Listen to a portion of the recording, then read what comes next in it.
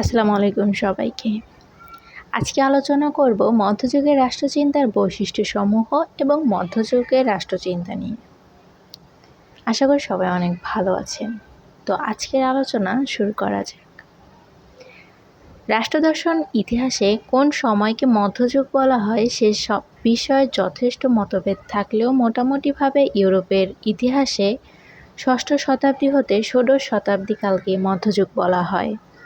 বস্তুত বর্বর জার্মান জাতি কর্তৃক রোমান রাজ্যের পতনের অব্যাহতির পরেই মধ্যযুগের সূচনা হয়। এ যুগে রাজনৈতিক দর্শনের ওপর মন্তব্য করতে গিয়ে কোনো কোনো লেখক এ যুগকে অরাজনৈতিক বলে মন্তব্য করেছেন। সাধারণত 400 সাল থেকে 1400 সাল পর্যন্ত সময়কে মধ্যযুগ বলা হয়। 400 সালের আগ পর্যন্ত ইউরোপে রোমানদের আধিপত্য ছিল। তারপর বাইরের নানা জাতির আক্রমণে এই বিশাল সাম্রাজ্যের ছিন্ন বিচ্ছিন্ন হয়ে যায়। 1400 সালের পরে আমরা নতুন রাজনৈতিক চিন্তাধারার লক্ষণ করি। এবার জানা যাক মধ্যযুগের রাষ্ট্রচিন্তার বৈশিষ্ট্য সম্পর্কে। রাজনীতিক মুক্ত, অবৈজ্ঞানিক, অসৃজনশীল মধ্যযুগের বেশ কিছু বৈশিষ্ট্য চোখে পড়ে। তার মধ্যে অন্যতম হল বিশ্বজনীনতা। মধ্যযুগের চিন্তাধারার অন্যতম উল্লেখযোগ্য বৈশিষ্ট্য হল বিশ্বজনীনতা। সমগ্র বিশ্বজুড়ে যে এক সমাজ এ জাতি সমগ্র মধ্যযুগীয় প্রাণবন্তর ছিল। স্টোয়িকবাদের প্রভাব। মধ্যযুগের রাজনৈতিক চিন্তাধারার স্টোয়িকবাদের প্রভাব লক্ষ্য করা যায়। স্টোয়িকবাদের ন্যায় মধ্যযুগের রাজনৈতিক দর্শন ও প্রাকৃতিক আইন, ঈশ্বরের শাসন, সৃষ্টিকর্তার দৃষ্টিতে সকল মানুষের সমান ইত্যাদি ধারণা স্থাপন ছিল। প্রশাসনিক দুর্বলতা। দেখা যায় সাম্রাজ্যের জার্মানদের প্রশাসনিক দুর্বলতার কারণে সুষ্ঠু রাষ্ট্র চর্চার বিকাশ হয়নি। ফলে প্রশাসন ব্যবস্থা বিকাশ করা সম্ভব ছিল না। প্রভুদের কর্তৃত্ব। আধ্যাত্মিক ক্ষেত্রে অতিক্রম করে চার্চের প্রভুরা জাগতিক ব্যাপারে বিশেষ সম্রাটদের ওপর কর্তৃত্ব প্রতিষ্ঠা করলে মুক্ত রাজ্য চর্চা বন্ধ হয়ে যায়। দস্যুদের আক্রমণ। রোম জয়ের পর থেকে একাদশ শতাব্দী পর্যন্ত লোডাসদের ন্যায় দুর্দর্শ শত্রুদের আক্রমণে ইউরোপে প্রায় সর্বত্রই আইনশৃঙ্খলা দারুণ অবনতি ঘটে যায়। রাজনীতিতে বিরাট বাধার সৃষ্টি হয়। সামন্তবাদ ছিল মধ্যযুগের টিউটনদের সর্বশ্রেষ্ঠ অবদান। সামন্তবাদ ছিল মধ্যযুগের অন্যতম বৈশিষ্ট্য। অধ্যাপক সেবাইনের ভাষায় রাষ্ট্রনগর যেমন প্রাচীন যুগের কর্তৃত্ব করত, তেমনি সামন্তবাদও মধ্যযুগের প্রভাব বিস্তার করত। রাজনীতিক বিষয়ক পুস্তকের স্বল্পতা। পুস্তকের বিরলতা রাজনীতিতে এক অন্যতম বাধা হিসেবে দেখা দেয়।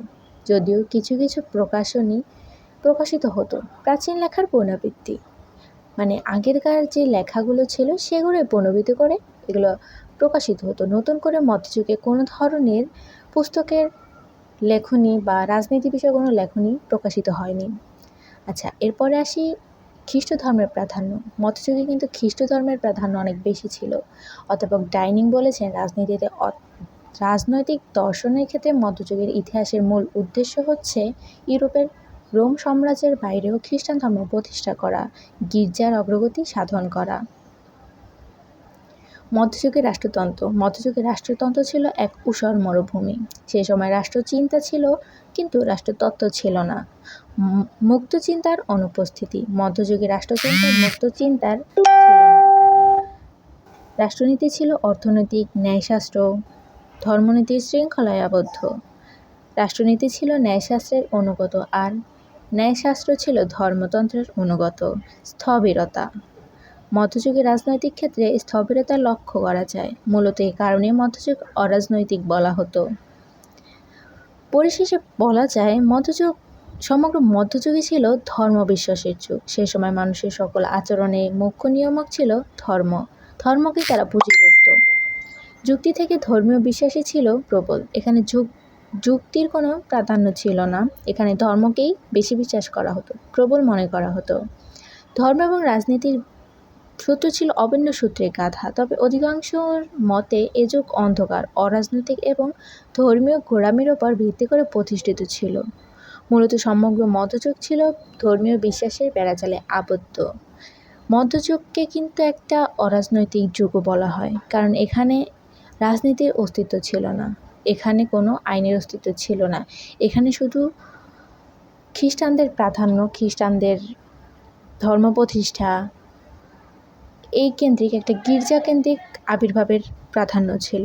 তো মধ্যযুগের রাষ্ট্রচিন্তার বৈশিষ্ট্যসমূহ কিন্তু এই ধরনের ছিল, যেখানে হচ্ছে মুক্তচিন্তা, অনুপস্থিতি, স্থবিরতা, সামন্তবাদ, পোপের কর্তৃত্ব, প্রশাসনিক দুর্বলতা, হিস্টোরিকবাদের প্রভাব এগুলোই বেশি দেখা যেত।